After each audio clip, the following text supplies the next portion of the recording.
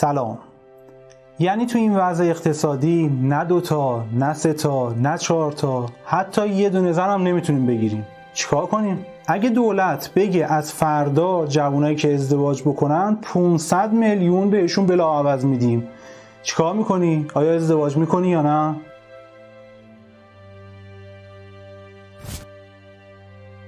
معلومه که ازدواج میکنیم. نه یکی، نه 2 تا، نه 3 تا، 4 تا.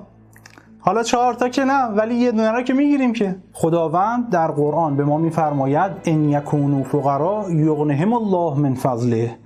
تو با این وضع اقتصادی بدت ازدواج بکن، زحمت بکش، تلاش کن، کار بکن، خودم بی نیازت میکنم. یه خوردم به خدا اعتماد داشته باشیم. ما به پشتوانه حرف دولت، به پشتوانه حرف سابکارمون، به پشتوانه حرف بابامون دلگرم میشیم. به پشتوانه حرف خدا چی؟ البته مشکل بزرگ توی ازدواج جوونا بیشتر از بحث اقتصادی پدر و مادرها هستن.